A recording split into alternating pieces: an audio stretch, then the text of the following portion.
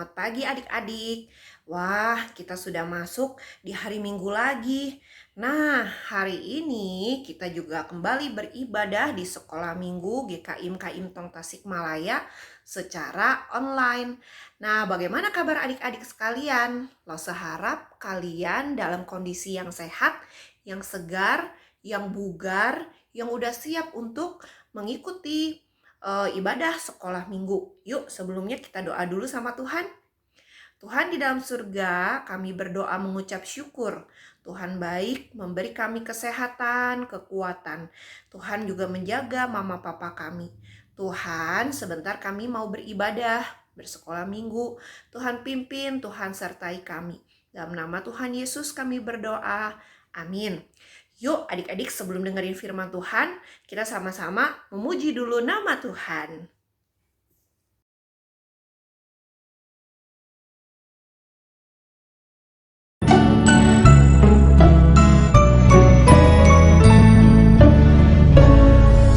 Bapakku datang padamu, naikkan ucapan syukur atas kasih anugerah-Mu yang indah setiap hari.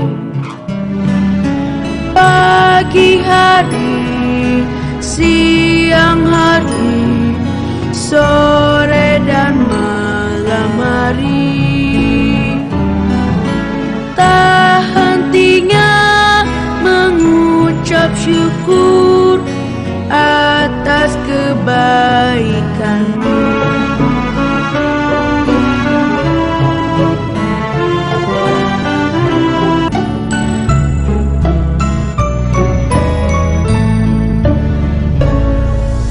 Bapakku datang padamu, naikkan ucapan syukur atas kasih anugerah-Mu yang indah setiap hari. Pagi hari, siang hari, sore dan malam hari, tak hentinya mengucap syukur atas kebaikan-Mu.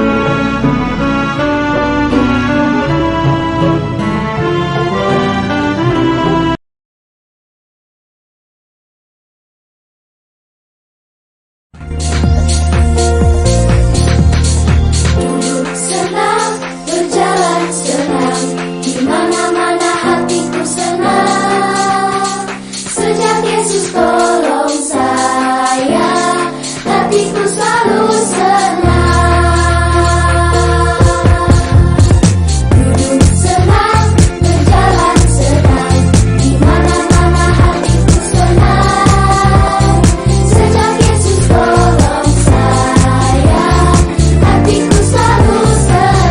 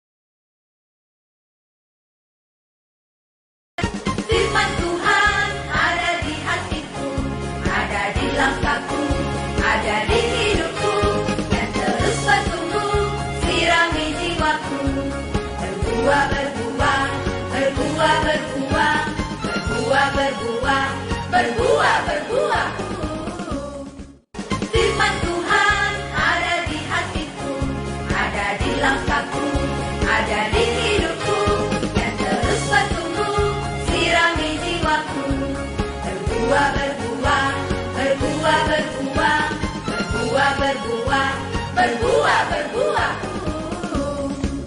Firman Tuhan ada di hatiku, ada di langkahku, ada di hidupku, yang terus bertumbuh, sirami jiwaku. Berbuah, berbuah, berbuah, berbuah, berbuah, berbuah, berbuah, berbuah. Firman Tuhan ada di hatiku, ada di langkahku, ada di hidupku, yang terus bertumbuh, sirami jiwaku. Berbuah, berbuah, berbuah, berbuah, berbuah, berbuah, berbuah, berbuah. Nah, adik-adik, suatu kali ada sebuah pesta yang meriah, pesta pernikahan di sebuah kota namanya Kota Kana. Nah, di situ banyak orang yang datang ke pesta tersebut. Mereka bersukaria di sana, mereka menikmati makanan yang enak, minuman yang enak. Nah, adik-adik pernah nggak pergi ke sebuah pesta pernikahan? Kalau adik-adik pernah pergi sama mama papa ke pesta pernikahan, pasti kalian tahu kan ya, dan kalian pasti suka. Karena di sana ada makanan yang banyak sekali. Ada musik-musik, ada tarian-tarian yang begitu banyak, yang begitu menarik. Sampai mungkin kalian yang suka coklat, pasti ada makanan coklat di sana. Yang suka spaghetti, yang suka pizza, yang suka minuman yang ada bobanya itu, wah pasti kalian bisa temukan di pesta pernikahan. Biasanya mereka ada tuh menyediakan atau kue-kue kecil dan yang lain sebagainya. Nah, adik-adik, hari ini cerita firman Tuhan juga tentang sebuah pesta pernikahan di Kana. Nah, Tuhan Yesus datang ke pesta pernikahan tersebut. Tapi apa yang terjadi di pesta itu ya? Yuk, kita sama-sama saksikan video berikut ini.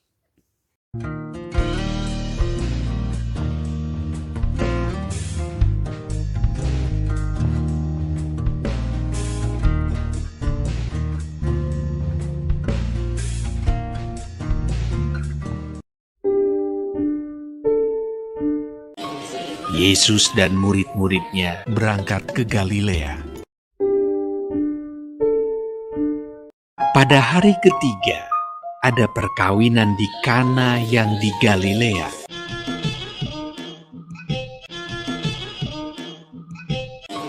Yesus dan murid-muridnya diundang juga ke perkawinan itu.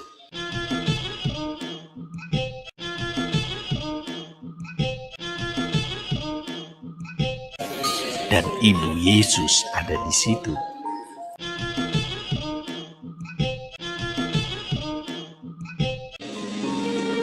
Ketika mereka kekurangan anggur,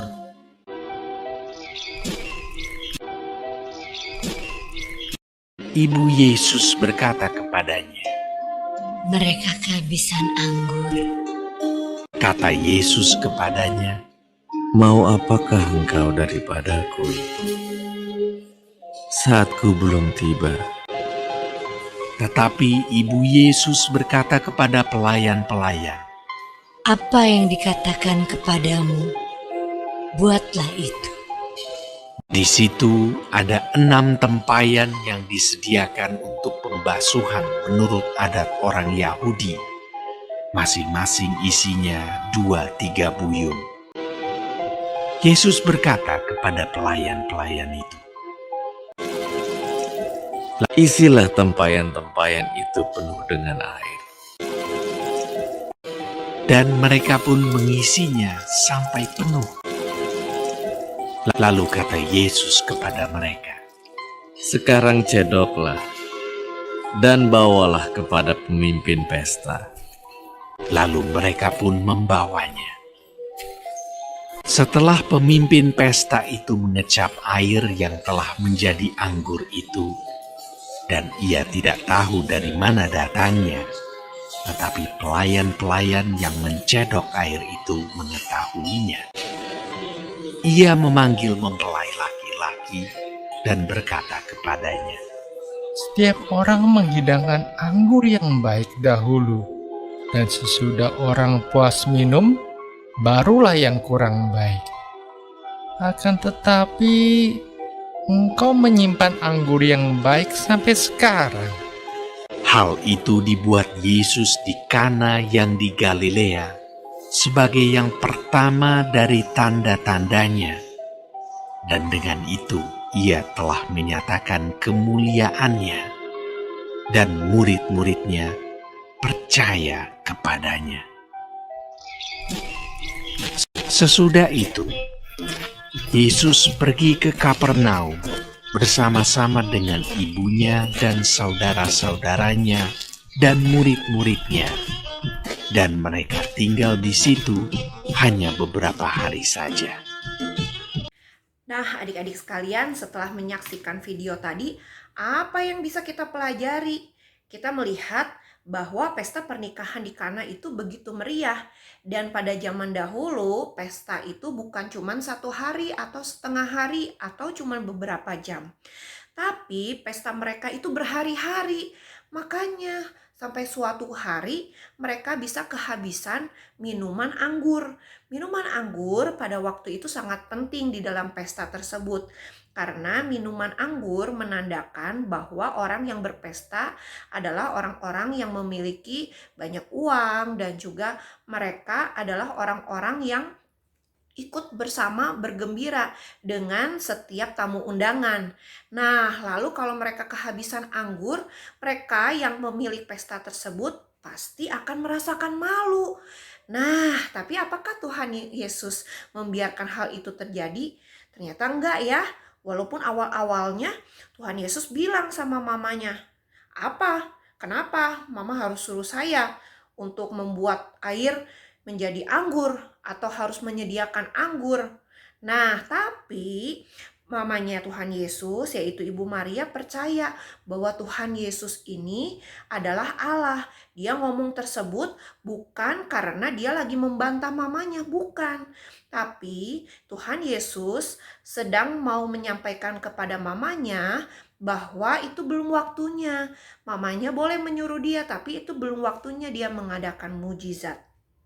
Nah, sampai akhirnya setelah waktunya dia mengadakan mujizat, dia mengubah air menjadi anggur. Nah, si pemilik pesta begitu bergembira karena akhirnya mereka tidak berkekurangan anggur dan mereka bisa menyelesaikan pesta itu sampai akhir dengan anggur yang cukup. Nah, adik-adik, apa yang bisa kita pelajari hari ini? Kita bisa belajar dari kisah mujizat di Kana, yaitu kita belajar bahwa Tuhan Yesus adalah Allah. Allah yang hidup, Allah yang sejati, Allah yang pasti mencukupkan kehidupan kita. Maka kita tidak perlu takut, maka kita tidak perlu gelisah karena ada Tuhan Yesus yang menolong kita. Tuhan Yesus tidak akan pernah tertidur. Tuhan Yesus juga tidak pernah akan diam kalau lihat kita berkekurangan, berkesusahan. Tuhan pasti akan mencukupkan kita. Asal apa adik-adik? Asal kita percaya sama Tuhan Yesus. Asal kita berserah kepada Tuhan Yesus. Nah, adik-adik, di musim corona ini kita mungkin tahu ya, mama papa kita kesusahan cari uang karena toko-toko mulai sepi. Banyak orang yang tidak berani keluar untuk berbelanja. Banyak orang-orang juga yang lebih baik di rumah saja, tapi mereka tidak bisa bekerja. Nah, kalau kita lihat mereka sedang sedih, orang tua kita yang sedang bersedih, bersusah hati, aduh gimana ya nanti untuk mencukupkan makanan dan minuman bagi anak-anak aku. Nah, adik-adik ingatkan sama orang tua, "Mah, Pah, ingat ada Tuhan Yesus yang menolong kita. Mah, Pah, ingat kita harus berdoa, kita harus percaya bahwa Tuhan Yesus pasti mencukupkan kita." Ingat ya adik-adik ya, jangan lupa ya. Nah, adik-adik, hari ini kita punya satu ayat hafalan dan Rosa harap ini ayat hafalan jadi ingatan untuk kita dan juga untuk orang tua kita. Bacakan ya untuk mama papa dan kita juga ingat bahwa kasih Tuhan tidak pernah ada habis-habisnya. Rasa sayang Tuhan terhadap kita tidak pernah ada matinya.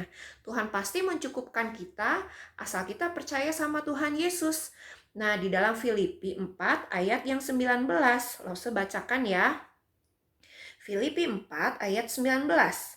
"Allahku akan memenuhi segala keperluanmu menurut kekayaan dan kemuliaannya dalam Kristus Yesus. Sekali lagi ya, Filipi 4 ayat 19. Allahku akan memenuhi segala keperluanmu menurut kekayaan dan kemuliaannya dalam Kristus Yesus. Nah, udah jelas ya, di dalam firman Tuhan aja, di dalam Filipi 4 ayat 19, kita bisa lihat janji Tuhan kepada kita adalah memenuhi segala keperluan hidup kita. Seturut dengan kekayaannya Tuhan, kemuliaannya Tuhan di dalam nama Kristus Yesus. Artinya kita harus percaya kepada Yesus Kristus yang memenuhi segala kebutuhan kita.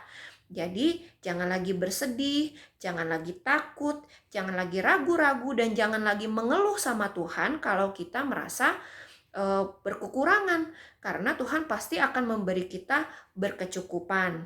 Demikian firman Tuhan sampai di sini, kita doa dulu yuk.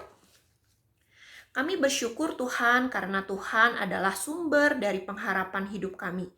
Tuhan yang memenuhi segala kebutuhan kami. Maka Tuhan ajar kami untuk berharap kepada Tuhan. Selalu berdoa, selalu percaya kepada Tuhan. Tuhan, sebentar kami juga akan kembali melakukan segala kegiatan, aktivitas kami. Jaga kami sepanjang minggu ini ya Tuhan, sampai minggu ke depan. Sehingga kami bisa bertemu kembali di dalam channel ibadah sekolah minggu GKIM KIM Tong secara online. Kami juga rindu ya Tuhan, biar virus corona segera dihentikan, segera dihilangkan. Dan kami rindu setiap orang-orang yang mengalami sakit terkena virus corona bisa segera disembuhkan. Kami rindu ya Tuhan, biar bangsa negara ini sungguh memiliki hikmat, bijaksana di dalam menghadapi virus corona yang ada. Dalam nama Tuhan Yesus kami berdoa, amin. Sampai jumpa adik-adik di ibadah minggu depan. Dadah!